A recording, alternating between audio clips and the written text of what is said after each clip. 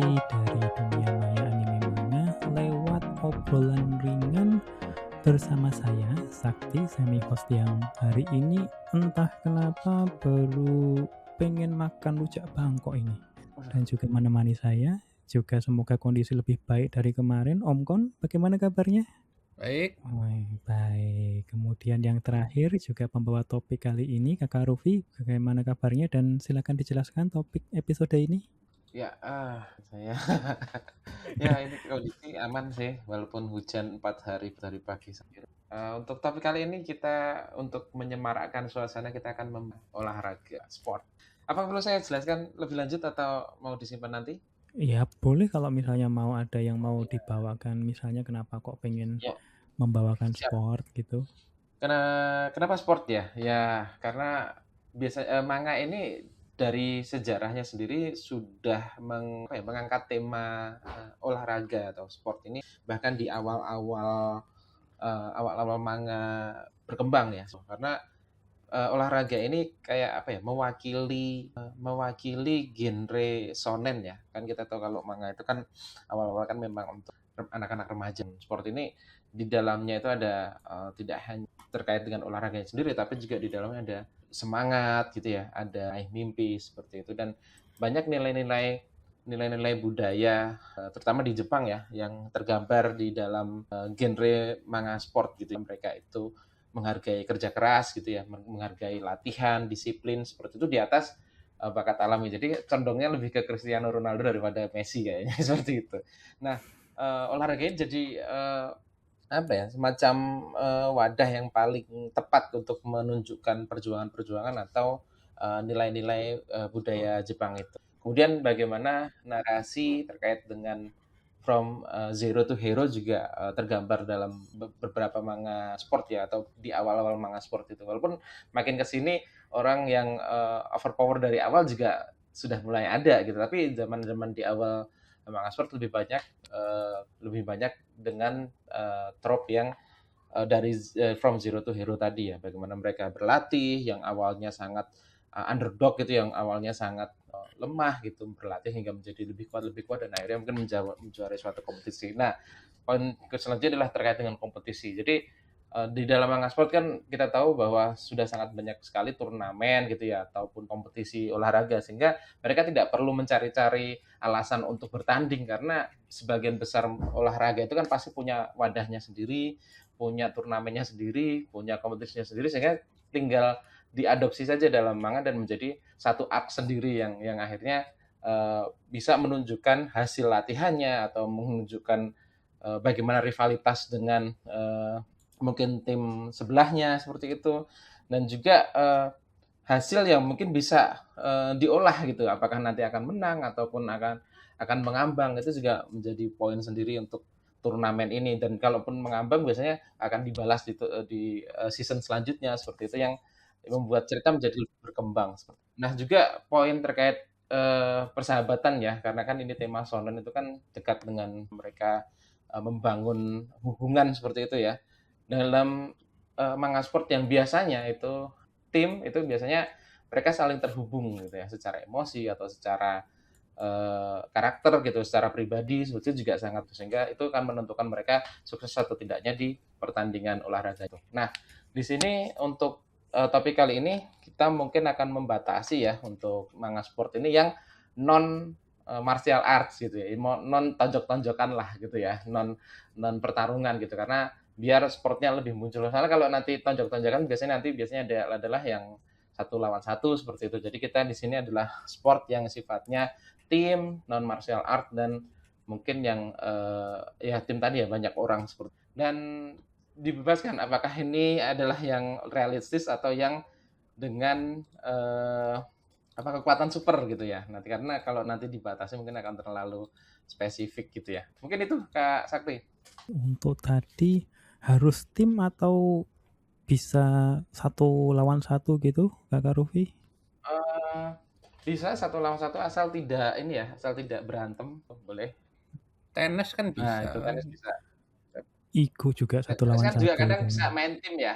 Maksudnya tim personal tenis gitu, tim Seigaku itu kan juga tidak. Gitu. Kalau itu tadi batasannya Kakak Rufi. Kalau Om Kon ini kalau misalnya menerima atau mendengar anime manga sport itu kira-kira membatasinya kayak gimana kalau Aku lebih open sih selama itu memang cabang olahraga. Walaupun kalau e-sport enggak ya, karena saya sampai sekarang tuh nggak menganggap e-sport itu olahraga. Bahkan Beyblade saya menganggap Beyblade itu olahraga. Board game juga ya, gimana? Apa? board game apa permainan apa? Board game Ya, ya, board game olahraga, tentunya. Catur, Igo, Hanafuda, bagi saya itu Termasuk olahraga. juga Karuta ya. Kakak Rufi kayaknya juga tahu itu Kakak Rufi. Oh ya, Karuta. Terus kayaknya akan lebih banyak membahas yang tadi sih.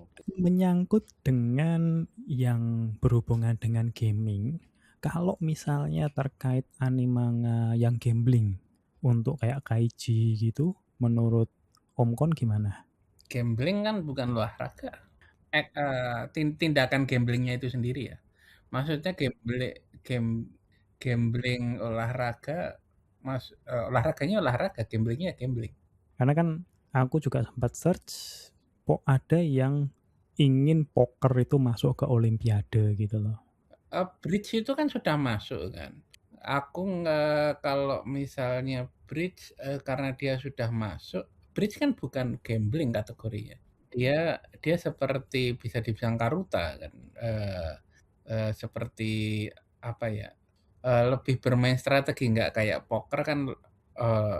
Poker lebih jelas-jelas keuntung apa namanya itu apa bahasa Indonesianya odds. Apa ya? Intinya nggak butuh skill buat main poker Oke. tuh gitu. Kamu bisa jago main poker, ending-endingnya kan bluffing, jaga ekspresi, bla bla bla itu. Intinya nggak mungkin dilakukan tanpa taruhan kan, sedangkan bridge kan bisa. Oke. Karena kan juga terkait untuk sport itu memang pasti akan ada rule-rule-nya lah kalau untuk sport ya. Nah, ini kalau misalnya hubungannya antara fisikal dengan peraturan gini, kalau menurut Kakak Rufi ini bagaimana ini? Menurut mungkin yang dibahas di sini biar lebih enak ya. Mungkin olahraga yang sudah terkenal yang mungkin sudah masuk Olimpiade gitu gimana? Soalnya kayak misal tadi bridge sama catur itu kan masuk ya, tapi mahjong atau ya mungkin Karuta juga nggak masuk sih. Itu juga masuk ke Iya, Iko juga enggak loh. Olimpiade. Nggak masuk Olimpiade. Jadi mungkin kita bisa lebih fokus ke olahraga yang terkenal gitu ya, karena kan tadi juga saya sebutkan bahwa ada turnamen gitu ya, ada turnamen yang resmi dan turnamen terbesar atau tertingginya itu kan kastanya kan Olimpiade. Jadi ya mungkin yang masuk gitu kali ya, biar kita lebih. Racing juga nggak ada loh. Iya, nggak apa-apa Nggak sih. ada racing. Racing motor nggak ada, tapi sepeda Ya, ada. tapi kan mobil kan juga ada. Iya, makanya kalau untuk mobil aku nggak beranggapan itu sebagai sport manga, jadi kita nggak akan bicara soal initial D. Itu termasuk itu. Walaupun dia Ya, inisial ilegal. D kayaknya Kalau balapan jalanan ya, maksudnya.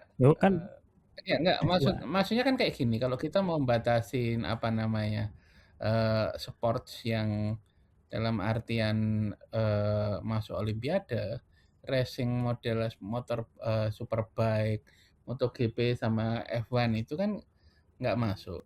Ya sudah, kita batasnya, kita nggak usah bicara soal sport berbasis mesin kasarnya. Sport berbasis mesin. Iya kan? Jelas ada fisiknya, bahwa kalau dibilang itu apakah beda dengan katakanlah sepeda yang ya tenaga manusianya kan. Tapi kalau misalnya itu kan lebih ke skill mengendalikan mesinnya. Apakah itu mau kasarnya kayak gini sih, kalau kita mau ambil patokan semua yang masuk Olimpiade, ya sudah kita batasi itu aja. Kita tidak perlu memperdebatkan sport itu apa. Untuk itu ya sekali lagi kalau aku sih menganggap ya inisial D masih masuk lah untuk yang kategori sport anime manga lah ya. Tapi untuk Ya masuk, tapi apakah kita mau bahas juga ya untuk silahkan yang sih. next ini ya ini kan kita coba arahkan yang balik lagi yang ke peraturan, karena kan ada beberapa yang tadi kan juga disinggung soal fisikalitas begitu. Nah, ini juga terkait peraturan karena kan ada beberapa yang aku baca dan cukup nikmati juga bahwa yang ditonjolkan dari anime manga itu lebih ke teknikal peraturannya dan bukan yang fisikalnya. Nah, contohnya salah satu yang paling kuat banget itu adalah di One Outs. Itu yang mereka baseball, tapi dia fokusnya lebih ke di luar fisikalitasnya. Ya, bener nggak Om Kon? Ya, di situ tuh mereka lebih berfokus bagaimana caranya menang, dan menang itu tidak selalu dengan fisikal kan, bisa pakai teknik, bisa pakai strategi. Contoh misalnya di kompetisi kita sering lihat di sepak bola tuh pernah terjadi di dunia nyata juga kan. Jadi karena kalau orang yang menang akan menghadapi tim yang lebih kuat, mereka berusaha untuk kalah biar tidak bertemu dengan tim yang lebih kuat terlebih dahulu. Jadi sengaja mengalah. Nah, itu bagian dari sport memang. Terutama di sepak bola ya, ketika di pertandingan grup, juara satu akan bertemu dengan juara satu grup lain. Jadi mereka berlomba-lomba untuk jadi juara dua, untuk memastikan masuk ke bertemu lawan yang lebih lemah. Nah, itu juga yang dilakukan di One Out. Jadi tidak hanya bagaimana cara untuk menang dalam satu pertandingan, tapi kalau di One Out itu bagaimana cara menang menjadi juara musim, juara kompetisi.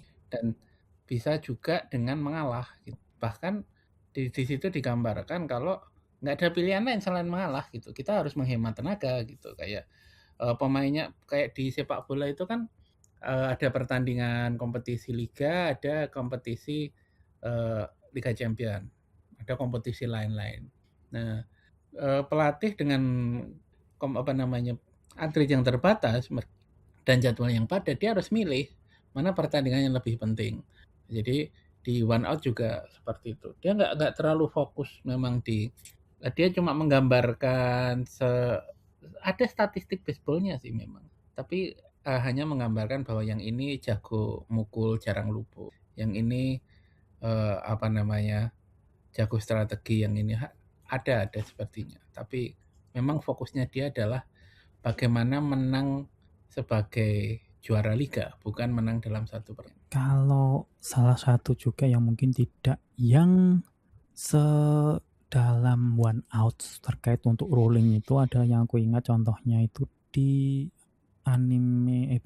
di manga shoot yang ada salah satu tokoh yang dia keahliannya adalah membuat atau memancing supaya offside gitu ya. Nita yang dia munculnya hanya cuman gol tapi ternyata offside.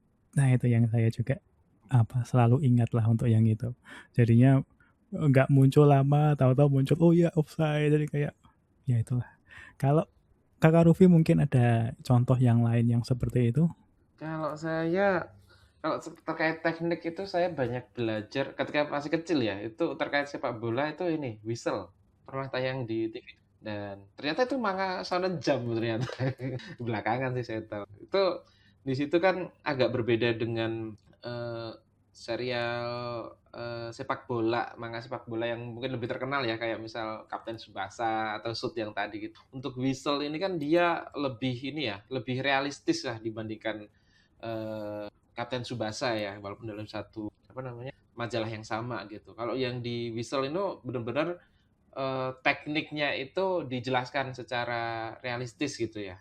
Paling lebih realistis tidak sebut situ karena tokoh utamanya itu sendiri dia tidak berangkat dari orang yang punya bakat yang sudah besar di awal seperti Kapten Tsubasa gitu ya kan. Kalau Kapten Tsubasa kan dari awal udah kelihatan ya gitu ya, dengan punya paket lengkap lah ya untuk menjadi kapten lah. Tapi kalau di sini Soukaza Matsuri, tokoh utama dari Whistle itu dia digambarkan sebagai orang yang benar-benar memulai dari nol gitu. Yang tadi ya, yang from zero hero tadi gitu. Bahkan mungkin bisa dikatakan minus karena dia sama sekali tidak bisa kalau misalnya dia menggiring bola gitu ya, itu kontrol bolanya itu kurang gitu, atau dia bahkan untuk juggling gitu ya, yang misal menendang bola agar tidak jatuh ke tanah itu pun dia sebagai seorang yang suka sepak bola itu gagal gitu. Akhirnya di situ dia berlatih gitu ya dari nol gitu, berlatih dari nol gitu. Dia berlatih siang malam kayak gitu. Jadi kalau nggak salah dulu itu saya nonton itu mungkin apa ya, bukan setengah ya, mungkin paruh awal manganya atau animonya itu adalah bagaimana dia berlatih untuk bisa atau sejajar lah ya dengan teman-temannya yang lebih ahli dalam sepak bola gitu. Dan kemudian ya itu ya, ciri khas Mangasonen perjuangan dan kerja kerasnya itu terbayar gitu. Dia bisa lebih lebih pintar dalam main sepak bola. Tapi di sini poinnya adalah teknik-tekniknya juga dijelaskan di situ gitu. Kalau nggak salah di akhir animenya atau di situ saya tonton itu ada penjelasan terkait apa itu offset, kemudian apa itu peraturannya seperti itu juga dijelaskan seperti itu. Dan di sini teknik-tekniknya bagaimana dia melewati lawan itu juga dijelaskan, terutama yang teknik di mana dia istilahnya memainkan bola dari belakang kemudian bolanya tiba-tiba sudah di depan gitu ya, seperti ala-ala kalau sekarang pemain kayak Neymar, kayak Ronaldinho. Itu juga dijelaskan di situ bagaimana tekniknya kayak gitu, dan saya ketika masih kecil berusaha untuk menirukannya gitu karena itu teknik yang realistis dan bisa digunakan gitu. Tidak langsung tendangan macan yang bisa nembus ombak gitu kayak Yuga di Subasa, enggak gitu. Jadi di situ realistis dan tekniknya bisa kita tiru. Nah, itu yang saya suka dari. Jadi selain nonton juga kita bisa praktek juga gitu. Itu sih Kak Sakti. Jadi sekaligus menirukan gitu ya Kak Rufi ya. Kalau yang teknik yang sudah sempat berhasil dikuasai apa aja? Ya itu berusaha itu jadi bolanya di belakang ditendang ke depan tapi pakai tumit gitu. Jadi kayak agak juggling gitu, kemudian ditendang dari belakang itu ditendang supaya bisa ke depan gitu bolanya dari tumit belakang itu bisa sampai ke depan, berarti kan di belakangnya lawan gitu. Itu sih dulu usaha seperti itu pas itu pas SMP kalau nggak salah. Walaupun seringnya gagal sih, cuma bisa dilakukan nggak dalam pertandingan. Ya, karena kan kadang aku melihat itu di manga itu ada beberapa teknik yang menunjukkan luar biasanya si tokohnya tersebut, dan memang cukup detail dia ditunjukkan, tapi kadang sedikit masuk ke fantasi juga. Jadi ada satu yang kalau nggak salah itu entah di manga apa itu, kalau nggak salah shoot, tapi yang versi yang masa depannya lah, yang bukan masa depan, maksudnya yang nextnya itu ada satu pemain yang dia cuma juggling biasa begitu, tapi dikomentari oleh si lawannya, dia jugglingnya itu fokus menendang di bagian titik pompa, saluran pompanya saja, jadi gak muter-muter kemana-mana untuk menunjukkan bahwa dia sangat ahli untuk mengendalikan bola gitu. Nah, kalau terkait yang kayak gitu itu kan juga sebenarnya bisa dibilang detail, tapi juga masuk ke fantasi juga. Iya nggak kalau menurut Om Kon gitu? Saya tuh sebenarnya nggak pernah bedain ya antara yang realistis dan realistis dan fantasi.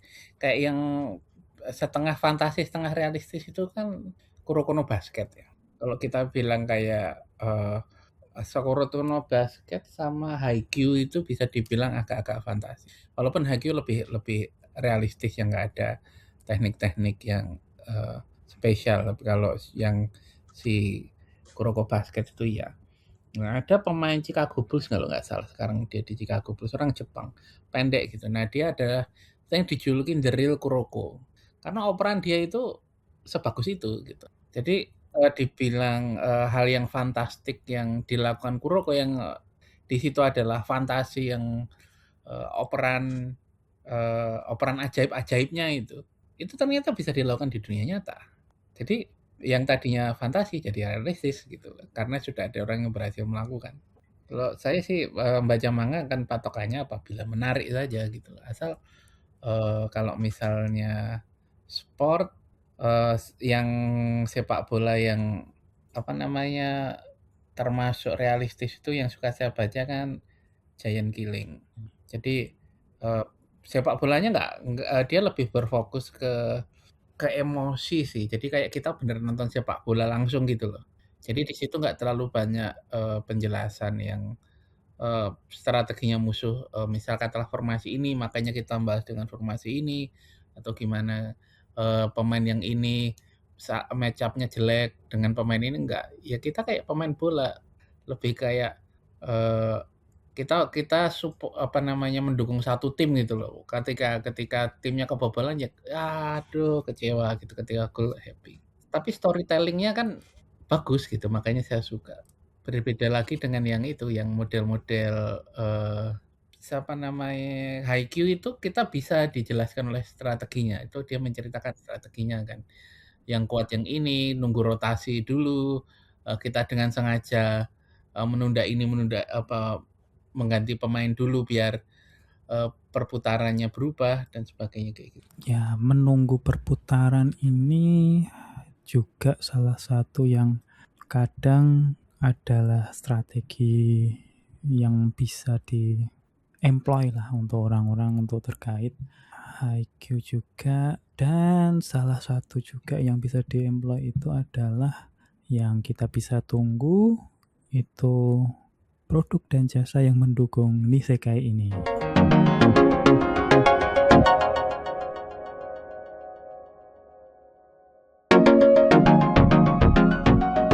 Kita kembali lagi setelah mendengarkan produk dan jasa. Untuk selanjutnya, ini saya yang penasaran itu adalah anime sport favorit nih, atau yang mungkin mau direkomendasikan oleh Om Kon. Ini kira-kira apa ini? Kalau yang favorit biasanya dari segi art ya, itu jelas Aishil 21, Yusuke Murata. Itu dinamik sekali gitu loh. Kita ngerasain gambar itu seakan bergerak itu di situ.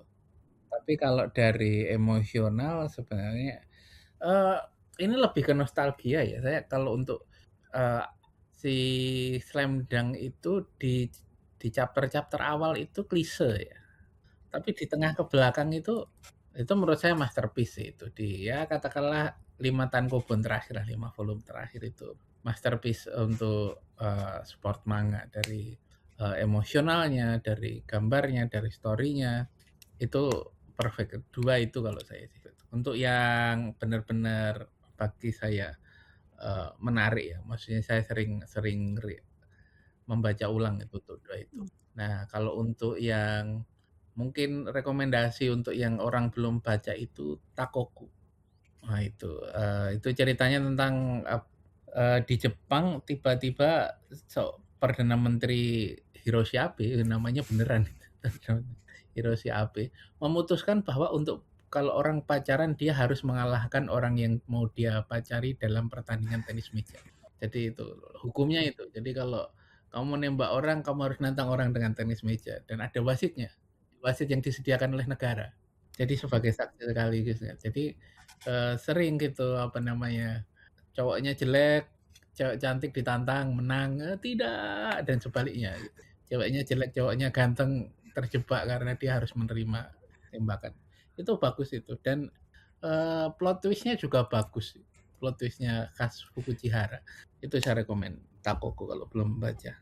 Rekomendasi dan favoritnya Om Kon. Kalau Kakak Rufi, kira-kira apa anime sport favorit atau rekomendasi?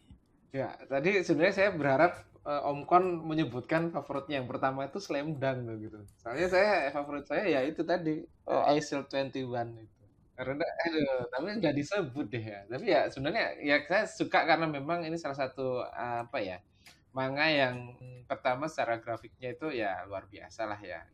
Kemudian yang saya suka karena karakternya gitu. Walaupun secara American football-nya itu benar-benar ini ya dijelaskan. Cuma apalagi di animenya tuh ada penjelasan juga gitu dengan gambar atau dengan visual yang benar-benar orang langsung gitu ya, yang live action, bukan live action ya, pertandingan ame foto beneran gitu. Itu juga dijelaskan gitu. Tapi yang menjadi menarik dari dari Excel 21 itu adalah karakter. Hiruma itu adalah salah satu karakter, ya mungkin salah satu karakter apa ya?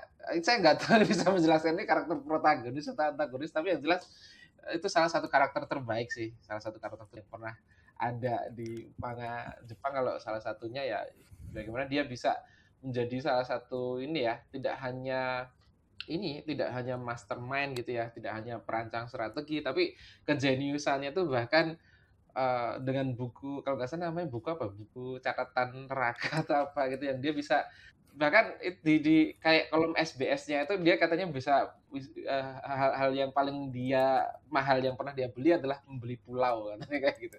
Jadi ini ada karakter yang unik, dia sangat sangat jenius gitu ya, sangat jenius, sangat licik, dan padahal dan itu bisa menutup kekurangannya, dan satu-satunya dan padahal itu kekurangannya itu adalah satu-satunya hal yang paling dibutuhkan di olahraga ini, yaitu kekuatan dan kecepatan. Dan si Hiro Mayuchi itu nggak punya keduanya, tapi dengan otaknya saja dia udah bisa bisa membuat timnya itu bisa melaju sangat jauh ya, bahkan bisa sampai ke internasional. Itu yang sangat luar biasa. Jadi mengesampingkan humornya yang kocak atau ame futonya, itu karakternya. Kemudian kalau yang lainnya sebenarnya juga tadi sudah disebut ya, Shoot itu juga salah satu favorit saya sih gitu. Selain dengan Slam Dunk gitu, karena dua-duanya juga manga yang ya tidak terlalu banyak jurus gitu ya, sangat realistis gitu ya, apalagi terkait dengan Shoot itu dia banyak mengambil referensi dari pemain-pemain yang memang ada gitu ya di saat itu, di era itu ya, karena di era itu kan era yang tahun 80-an akhir atau 90-an awal seperti itu ya, dimana di situ mungkin baru berkembangnya sepak bola di Jepang juga gitu ya, setelah Kapten Tsubasa muncul gitu kan, dan yang mengimbangi dengan realistisnya adalah Shoot gitu. Banyak hal yang ditiru di situ, kayak misal bagaimana Kubo Yoshiharu melewati 10 orang pemain. Ini kan sebenarnya dia menggambarkan ulang Maradona melewati 10 orang pemain di Piala Dunia kalau nggak salah melawan Inggris seperti itu ya. Juga diulangi lagi oleh Messi gitu ya, Barcelona lawan Girona apa gitu di La Liga gitu, melewati 10 orang pemain. Kemudian itu ada ini ya, spoiler alert, tragedi gitu. Itu salah satu momen yang menurut saya luar biasa, satu momen yang kadang jarang kita temui sih, Shoot ini, karena dia memiliki salah satu momen olahraga yang paling dramatis lah yang pernah saya lihat gitu. Walaupun sebenarnya di situ tokoh utamanya adalah Toshiko Tanaka ya gitu ya, yang dengan meteor kiri gitu. Tapi Kubo sendiri di situ juga sangat sangat sangat dominan juga gitu, dan menjadi semacam legenda sampai akhir gitu. Kemudian kalau untuk yang jarang orang tahu dan saya rekomendasikan, itu mungkin adalah sebuah manga basket, judulnya Fight no Akatsuki gitu. Jadi saya tahu Akatsuki sebelum Akatsukinya Naruto ya ini. Gitu. Ini adalah sebuah dulu saya bacanya manga kalau nggak salah, kalau nggak terbitan Elsevier. Itu 4 volume doang ya, tamat kan? Aku baca juga Pendek, itu, Pak. cuma 10 volume kalau nggak salah. Betul sekali Om Kon. Itu karena apa ya? Ya ini nostalgia juga sih gitu. Karena itu sangat mengena gitu. Ketika saya membacanya itu, wah jadi premisnya adalah premisnya seseorang yang menyukai suatu olahraga, tapi olahraga itu seperti menolaknya. Jadi dia jatuh cinta dengan suatu olahraga, tapi olahraga itu menolak dia gitu. Nah itu premis yang digunakan yang menjadi fondasi dari Fight no Akatsuki, karena di sini tokoh utamanya itu si Akatsuki itu namanya Akatsuki Kohinata kalau nggak salah, itu dia adalah penggemar berat bola basket, suka sekali bola basket, tapi secara postur tubuh, kemudian bentuk badannya itu tidak memungkinkan untuk main bola basket karena dia sangat pendek dan kecil gitu. Jadi pendeknya di bawah rata-rata orang gitu. Padahal kan kalau basket itu kan tinggi badan itu juga cukup menentukan ya. Jadi mungkin lebih pendek daripada Kuroko no Basket, Kuroko ya, lebih pendek dari Kuroko kalau nggak salah ya di situ yang saya ingat. Nah, tapi di sisi lain dia memanfaatkan kemampuannya itu ya dengan berlatih, tentu saja dengan berlatih keras ya kalau tipikal manga gitu ya, dengan kecepatan, kemudian bagaimana dia mendribble bola gitu, dan dan apa namanya, semangatnya yang tinggi untuk bisa mengejar ketertinggalan ini dia bisa pelan-pelan bisa mengikuti gitu. Bahkan di situ juga dia tidak ada jurus-jurus spesial, semua kayak kayak drama gitu ya, kayak drama dan tapi di sini dia memanfaatkan apa ya, kayak semacam gravitasinya dia yang rendah karena tubuhnya pendek itu untuk melewati lawannya. Jadi dan ini sebenarnya juga belakangan juga saya tahu kalau Messi itu juga mempunyai kelebihan untuk melewati banyak orang itu karena salah satunya dia bertubuhnya pendek juga gitu dan dia lebih apa bisa memanfaatkan gravitasi yang lebih rendah untuk bisa melewati lawannya. Dia bisa lebih seimbang, kemudian lebih apa ya, ketika mungkin adu fisik dia menjadi tidak mudah jatuh seperti itu ternyata beneran juga gitu dan itu saya dapatkan di Fight no Akatsuki dan dia pendek gitu ya cuma kalau nggak ya tadi ya 10 10 volume apa ya? Empatan Kobon doang Pak. Fight no Akatsuki itu sangat sangat sedikit jadi sangat bisa dinikmati oleh siapa saja karena nggak panjang bertele-tele gitu. Oh 7 manga 7 volume dan sudah tamat itu sangat bisa dinikmati lah gitu untuk para penggemar. Tidak hanya penggemar basket tapi drama kemudian gambarnya juga lumayan bagus. Seperti itu Kak Sakti.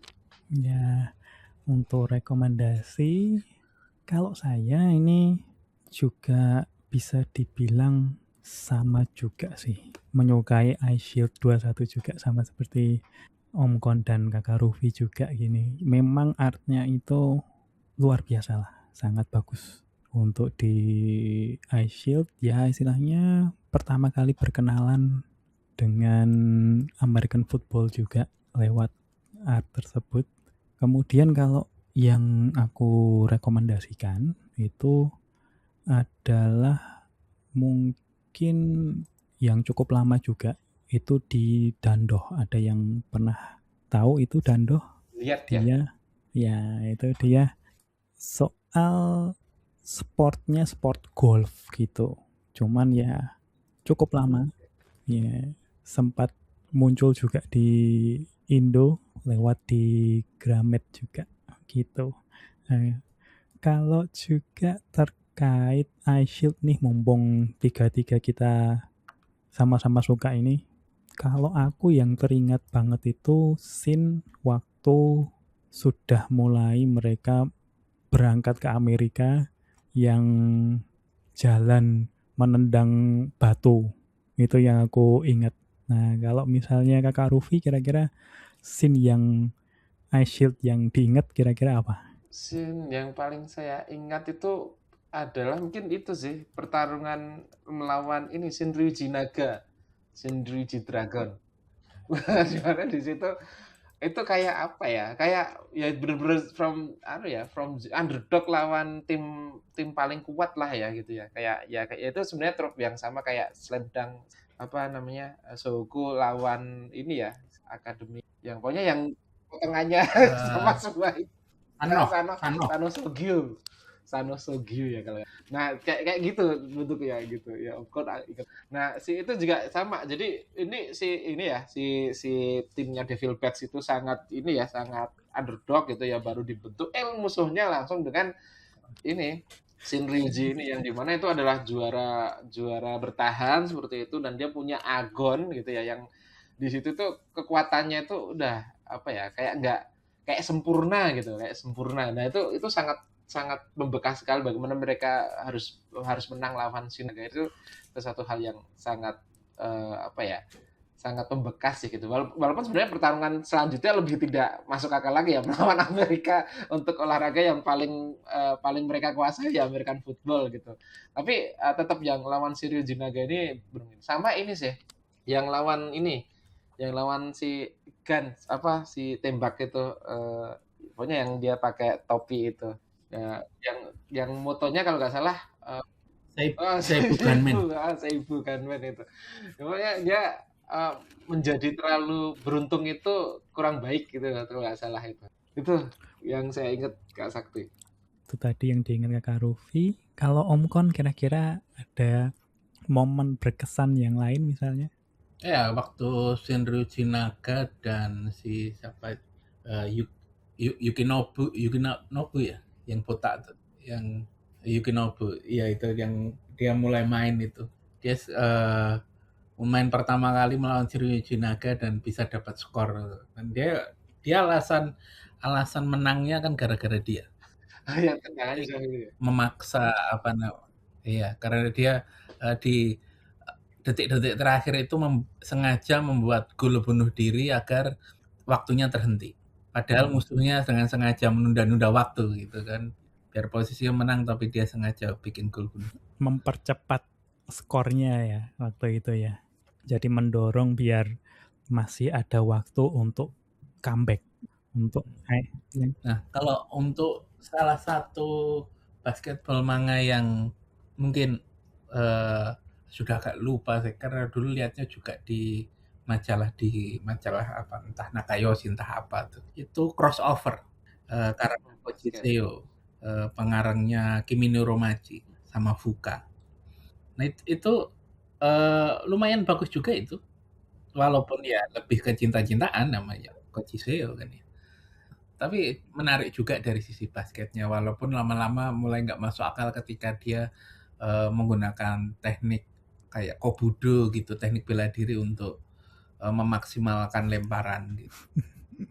Tapi secara story bagus, tapi lebih berat ke percintaannya. Jadi kalau pengen romance olahraga ini juga genre yang sering terkombinasi kan, romance dan Ya, paling tidak bromance lah ya untuk yang misalnya atlet-atletnya itu cowok-cowok begitu. Karena kan keseringannya yang saya lihat itu untuk yang sport sebagian besar itu atau mayoritas itu pemain-pemainnya itu cowok-cowok.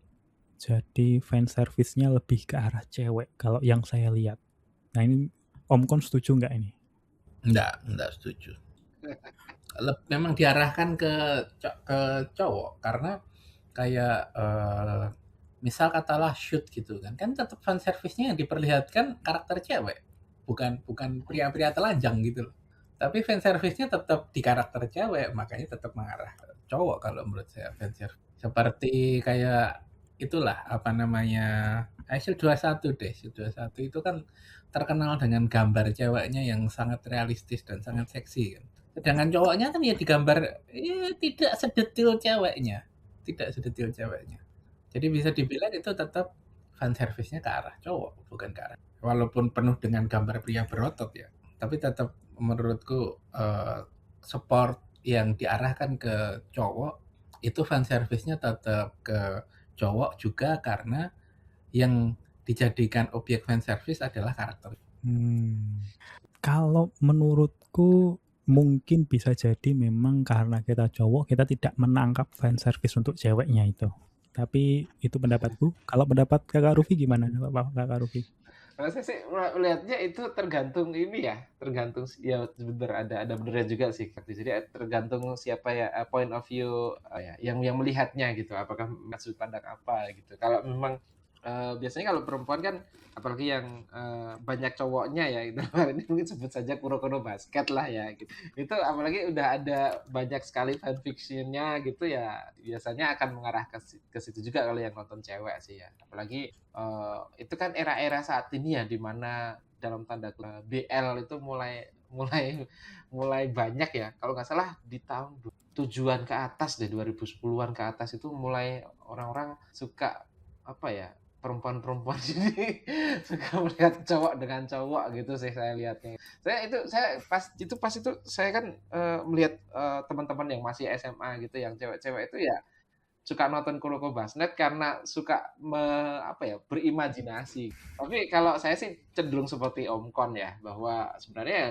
nggak gitu ya. Karena memang di situ permain beregu, tim, dan tentu saja karena beregu dan banyak orang pasti ya juga semuanya cowok. Nggak mungkin kan cowok terus dalam satu timnya ada 1, 2, atau 3 cewek kan nggak bisa ya. Gitu. Bukan ganda campuran badminton gitu ya.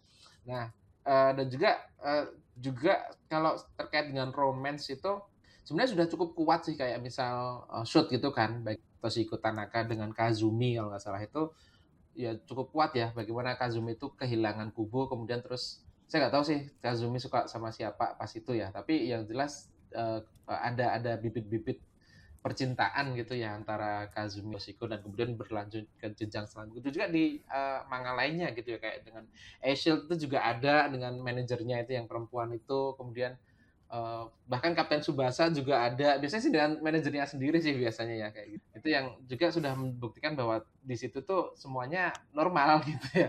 Ya kayaknya nggak ada yang mengarah ke yang tidak normal sih ya kalau baca ya sampai saat ini mungkin. Itu sih Kak Sakti. Hmm. Sama kalau itu sih ya, kalau kayak contohnya di iShield 21 gitu. Kayak kan ada tuh tokoh yang selalu sering telanjang tuh, Makoto Otawara namanya yang di Ojo White Knight.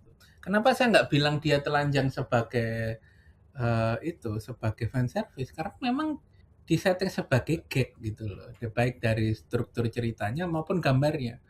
Jadi ketika gambarnya itu katakanlah si cheerleader yang adiknya main itu siapa saya lupa, Suzuna. Ya si Suzuna itu katakanlah jatuh atau apa, gambarnya tuh detail dan bagus. Sedangkan si Otawara kalau telanjang digambarkan sambil kentut sama gambarnya kayak ya sketch lah gitu loh, nggak yang detail realistis kayak seperti kalau Suzuna. Jadi menurut saya walaupun istilahnya si Makoto Otawara di situ dia telanjang dan memperlihatkan bokongnya, bagi saya itu bukan fan service gitu loh Pak. Dari penyajiannya ya. Dari penyajian menurut ya istilahnya Om Kon tidak menangkap itu sebagai fan service begitulah ya. Dan terkait untuk iShield ini juga dia seperti yang sudah saya coba cek, dia itu ternyata memang nggak masuk ke olahraga di Olimpiade. Jadinya American football itu bukan salah satu yang masuk ke olahraga Olimpiade, dan satu lagi yang mungkin juga tidak masuk ke daftar olahraga Olimpiade itu adalah produk dan jasa yang mendukung Nisekai ini.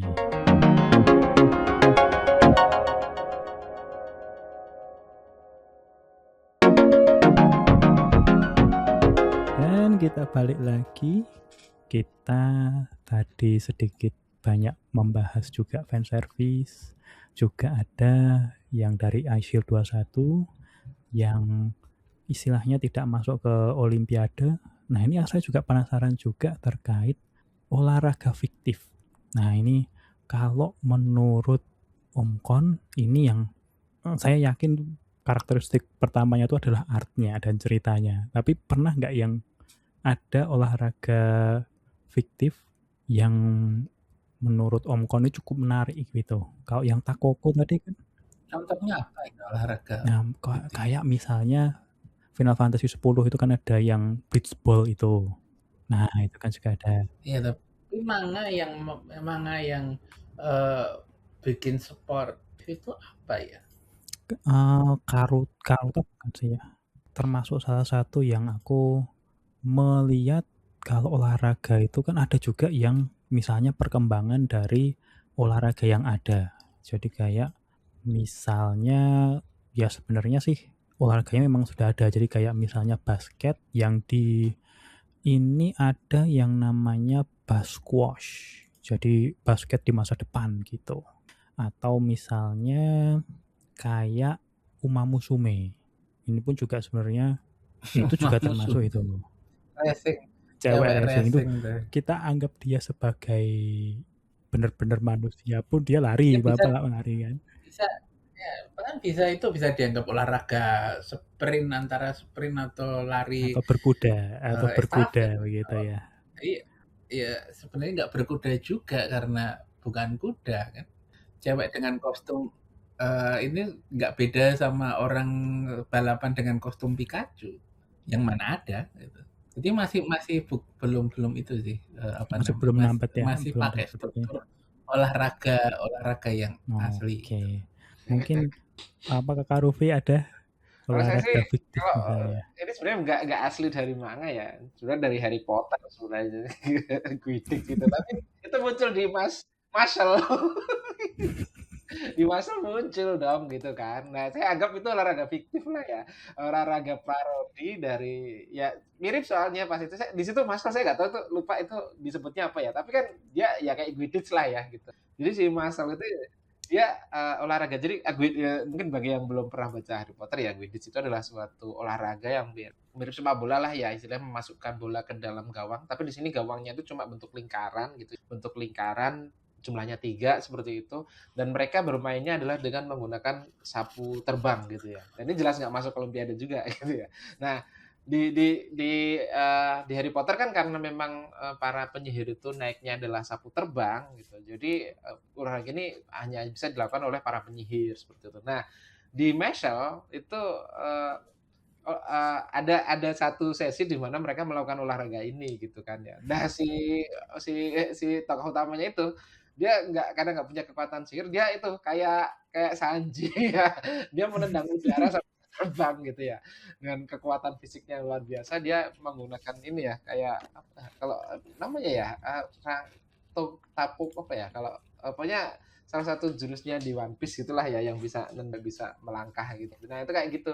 Si Maselnya kelihatan bisa terbang, padahal dia itu menendang udara sampai berkali-kali sampai nggak terlihat supaya dia bisa terbang gitu.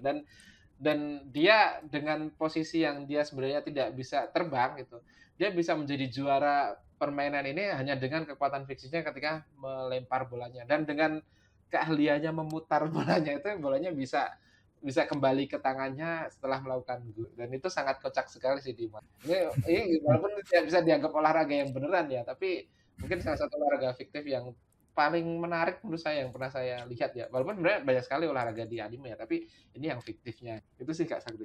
Untuk Quidditch juga memang berasal dari yang fiktif, tapi memang sudah ada usaha untuk para fans-fansnya untuk merealisasi olahraganya ya kan di dunia nyata lah. Jadi memang ada yang ya bisa dibilang Quidditch World Cup gitulah, yang cukup cukup unik juga.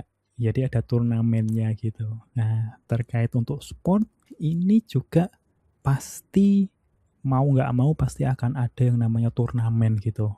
Nah, ini kalau kalau Kak Rufi terkait untuk yang turnamen gitu yang pasti selalu ada di sport gitu, berasa bosen nggak itu selalu ketemu sama turnamen-turnamen gitu?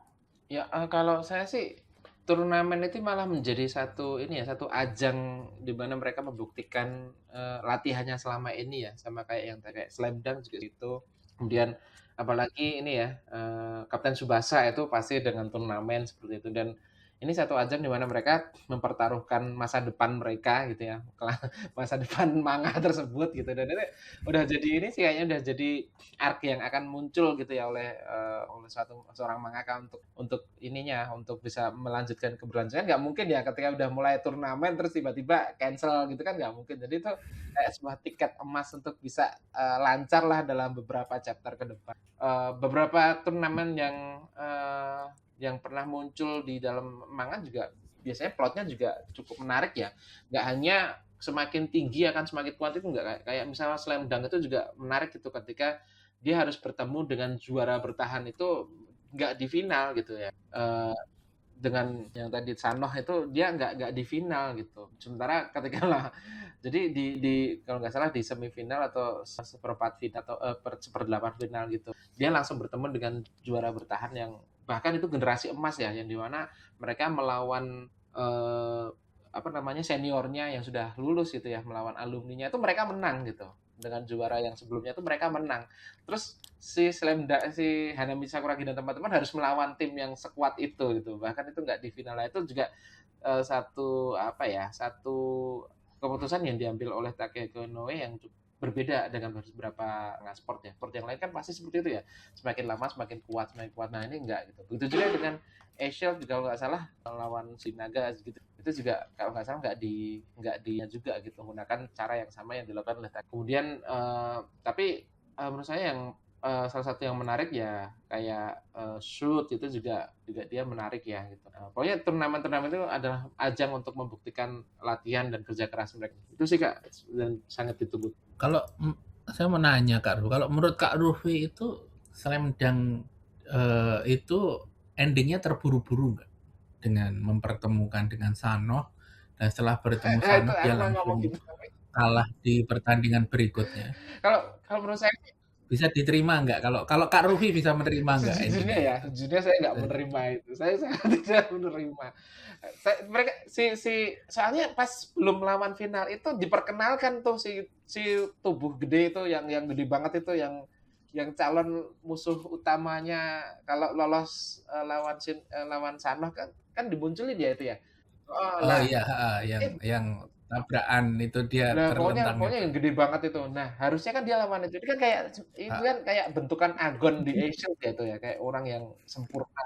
iya, jadi apa namanya, pas habis lawan Sanoh kan terus lawan itu kan kalah gara-gara nggak ada Sakuragi.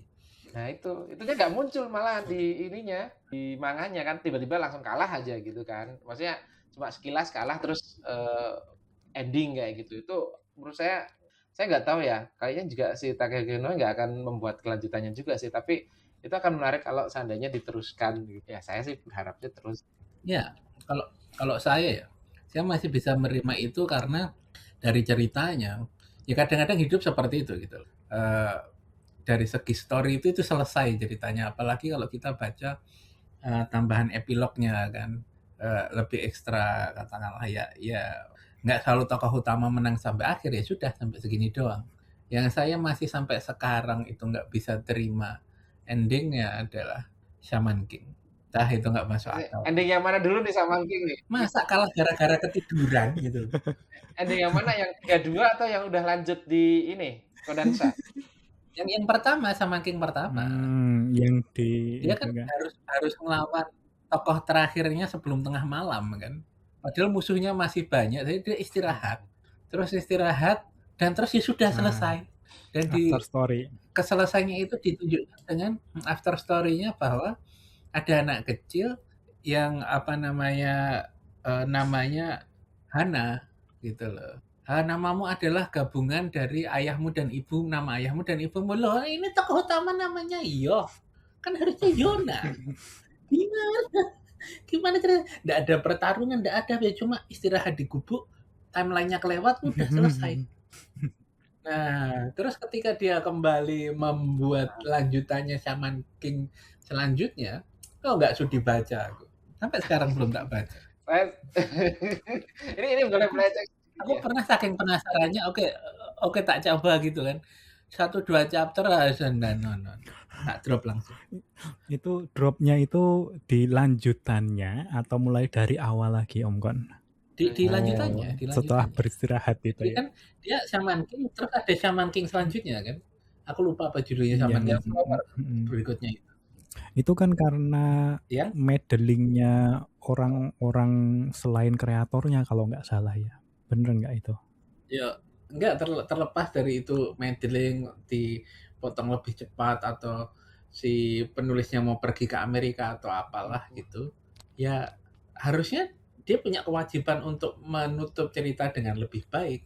Walaupun aku ya berharap Slam Dunk ceritanya lanjut ya. Tapi maksudnya aku nggak bisa membantah kalau endingnya Slam Dunk terburu-buru tapi ditutup dengan lebih baik daripada Shaman King. Shaman King brut gitu aja, nggak ada penjelasan, nggak ada apa.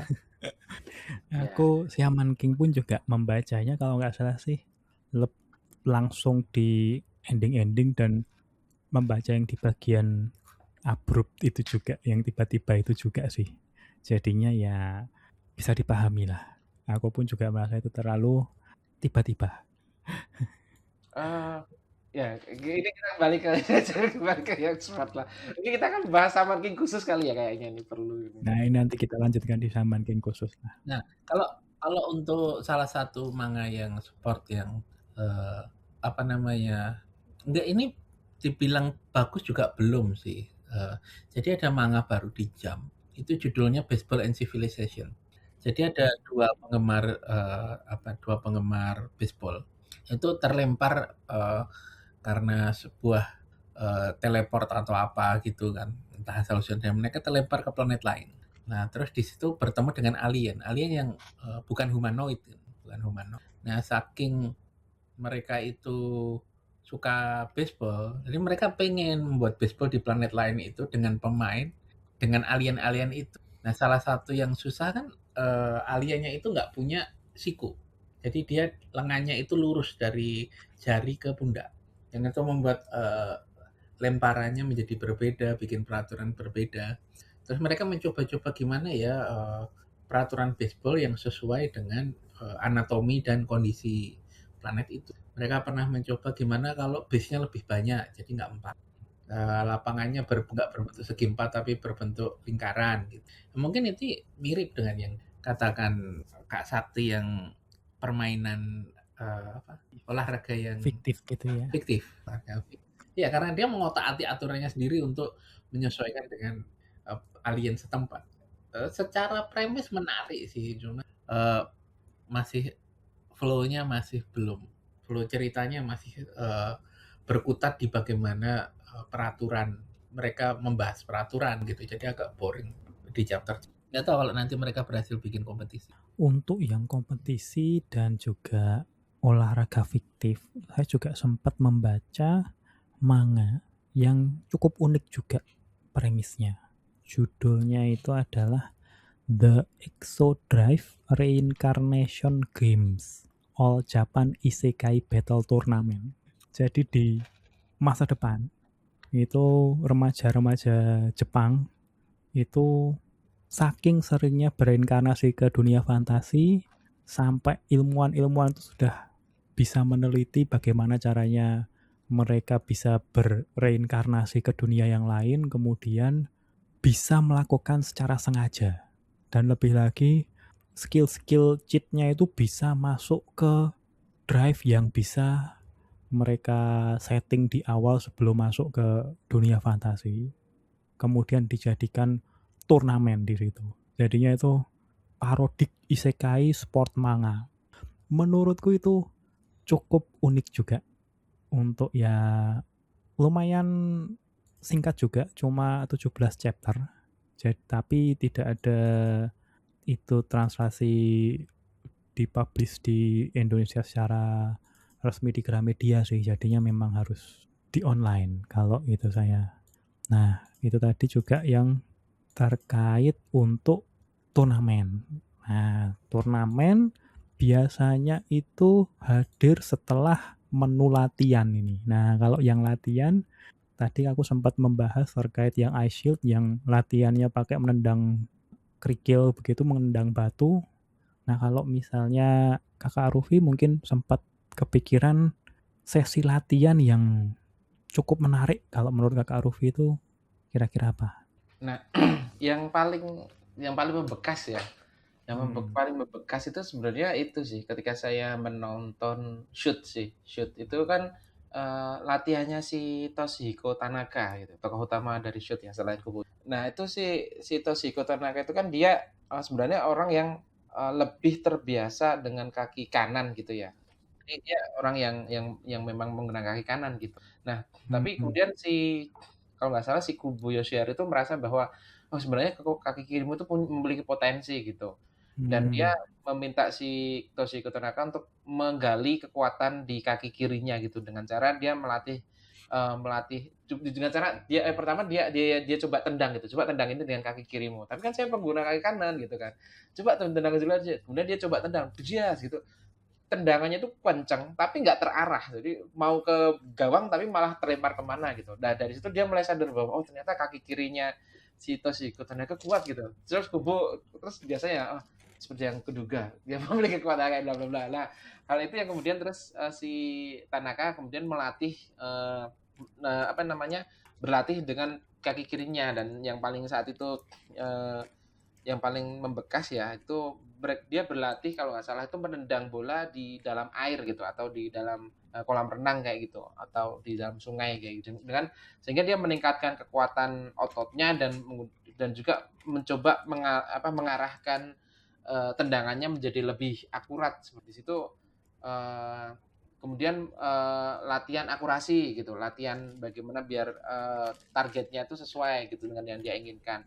Jadi dia mencoba menendang untuk mengenai benda-benda seperti botol atau kaleng minuman gitu ya, diletakkan di suatu tempat, terus dia coba menendang untuk bisa mengenai targetnya gitu. Dan di situ dia berlatih ratusan kali gitu ya, berlatih bahkan mungkin sampai capek, sampai dia sangat sangat menguras tenaga gitu, dan kemudian dengan melewati segala perjuangan itu dibuktikan ketika pas pertandingan dia menggunakan tendangannya dan langsung gitu. Itu membayar semua pelatihan yang sangat panjang tadi dengan kalau di situ sih kalau nggak salah dia meteor kiri sih kalau di manga atau manga yang komiknya ya.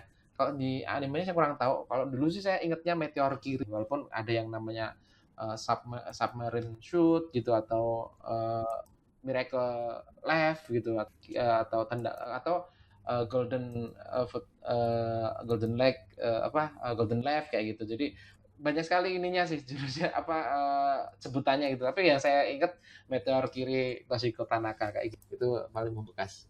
Kalau misalnya itu yang Kakak Rufi itu terkait sepak bola di shoot berarti ya.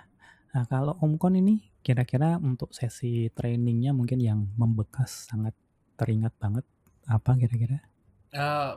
Kalau sesi training itu sebenarnya dua-duanya basket sih. Yang satu kan di Slam Dunk yang latihan menembaknya Sakuragi, dan kalimat yang paling ikonik yang sampai di akhir itu keluar itu adalah tangan kiri hanya untuk menopang. Itu kan sangat itu kan sering jadi itu referensi parodi, sama seperti yang saya suka parodinya itu yang chairman-nya Hunter x Hunter itu kan, yang dia kehilangan satu tangan terus dia bilang, kau pikir aku nggak bisa berdoa cuma karena aku kehilangan tangan, doa itu berasal dari hati. Di Jujutsu Kaisen kan ditiru kan, kau pikir aku nggak bisa tepuk tangan karena aku kehilangan satu tangan, tepuk tangan itu dari hati. Nah, di Slam Dunk yang paling sering diparodikan adalah kalimat tangan kiri cuma menopang. Itu banyak banget di manga yang ketika melakukan sesuatu dan dia mengatakan tangan kiri cuma untuk menopang. Di bagian itu yang saya suka, latihan menembaknya. Terus yang kedua itu kesukaannya Kak Rufi, Fight no Akatsuki. Nah, problemnya si Akatsuki itu sebenarnya, kalau agak spoiler dikit ya, karena dia itu terlalu senang dribble. Jadi otot muscle memorinya dia itu berbelok, karena dribble itu kan lebih tidak lurus kan ya, kanan kiri depan belakang. Nah, ketika dia menembak, dia punya kebiasaan tangannya tuh nggak mau lurus, dan itu karena dari kecil susah diperbaiki. Akhirnya sama pelatihnya disuruh menembak dengan tangan kiri. Jadi, tangan kiri masih bisa dilatih dan nanti tangan kanan akan bisa mengikut. Jadi salah satu tropes yang sering terjadi di sport kan, ketika tangan kanan susah dilatih, maka pakai yang sama seperti Toshiko tadi, kanannya itu bermasalah, nggak mau akurat, latihan pakai kiri dulu. Itu sih kalau saya yang saya suka dari training art. Kalau misalnya untuk yang sports manga, anime begini, ini memang sebenarnya cukup banyak nih yang bisa digali lagi. Tapi untuk yang sekarang ini, kalau misalnya untuk yang terakhir ini, Om Kon kira-kira apa yang pesan yang mau ditonjolkan supaya teman-teman kita yang bisa kira-kira diambil dalam menikmati anime manga sports gini? Manga sport itu banyak olahraga yang kita nggak tahu itu ternyata bisa menarik juga. Tenis meja itu saya nggak tahu kalau bisa menarik, tapi ada dua yang bagus. Ada satu yang bagus tepatnya sih, Takoku itu yang bagus. Tenis peril ya biasa, tapi bisa lah. Volley saya nggak tertarik volley sama sekali, tapi baca Haikyuu seru juga. Terus mungkin golf saya nggak terlalu suka laser and robot sih, tapi ada yang golf bukan dandoh tapi Bowling King. Bowling King itu bagus, bukan manga sih itu ya. Tenis manga ya. Kayaknya ya bisa dimasukkan tetangganya manga lah. Manhwa ya? Iya, nah masuk manhwa ya. Dia kayaknya strukturnya kayak manga sih, kayak manhwa yang lurus ke bawah gitu sih, dia paneling. Ya, maksud saya adalah kalau kita ingin mencoba-coba, cabang olahraga yang kita tidak familiar, karena banyak storytelling yang menarik, art yang menarik, komedi-komedi yang menarik dari banyak sport yang kita tidak ikuti gitu. Coba aja gitu. Itu kalau dari saya. Itu kalau dari Om Kon, sementara untuk Kakak Rufi tadi kan di awal juga sudah ada beberapa yang ditonjolkan, tapi mungkin untuk yang terakhir ini ada yang mau lebih ditekankan gitu? Ya, kalau saya pribadi ya, ketika menonton manga anime sport itu, terus terang ya, saya itu bukan orang yang suka olahraga. Saya bukan orang yang, saya bukan tipe orang yang kalau sore itu main sepak bola atau main futsal, itu bukan orang saya lebih suka di rumah. Tapi tapi sport manga itu membuat saya menjadi sedikit lebih menyukai olahraga gitu. Karena ingin merasakan gimana sih bisa memiliki tendangan macan gitu ya, Hyuga gitu, Raja Wali gitu ya, muncul itu seperti bahasa kayak gitu ketika bermain sepak bola, atau bahkan ketika main basket pun saya juga tadi ketika saya bermain basket juga saya mengikuti aturan petuahnya Hanabi Sakuragi yang dikatakan Om Pan tadi, tangan kiri untuk menopang terus dilempar gitu. Nah itu dan membaca manga sport itu ada tiba-tiba bisa muncul rasa ingin ikut gitu, buktikan, entah itu untuk membuktikan apa yang nonton di manga atau terbawa semangatnya gitu, sehingga ketika ada pertandingan sepak bola di sekolah, ya udah nggak apa-apa lah jadi cadangan gitu, kemudian bisa main gitu, jadi ada semangatnya gitu. Kadang itu yang kadang saya dapatkan secara praktis ya dari nonton manga sport, kita bisa kebawa semangatnya, walaupun kenyataannya ketika kita nendang ya nggak akan seakurat Toshiko Tanaka atau menjadi langsung 3 point seperti Michi dalam slam dunk gitu ya, nggak seperti itu juga gitu, atau kita nendangnya dengan teriak gitu ya gitu tuh ya, nggak kayak gitu juga gitu, tapi sedikit bisa menggerakkan kita untuk berolahraga gitu. Begitu juga sesi latihannya itu juga saya kadang ini terinspirasi juga gitu, misal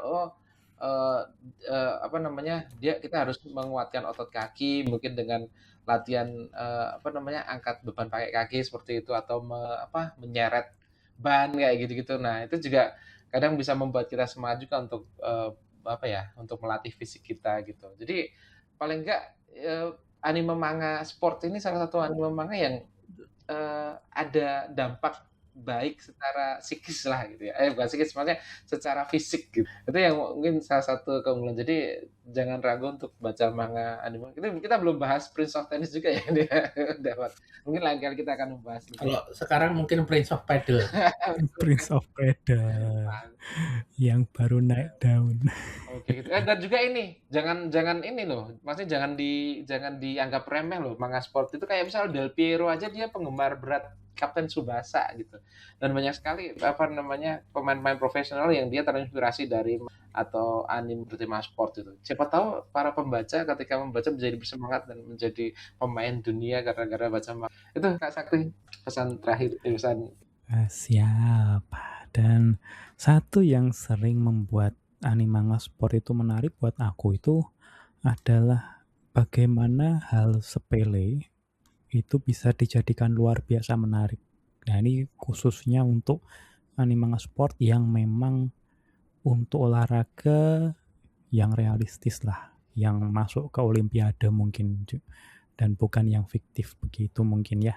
Dan jadinya mereka bisa membuat hal sepele mungkin yang dari teknik spesifik yang menentukan kemenangan, atau mungkin dari penekanan pentingnya hal yang dipertaruhkan di hasil kompetisi itu, hal-halnya mungkin sepele untuk kita tapi bisa menjadi luar biasa gitu, bisa menjadi spesial.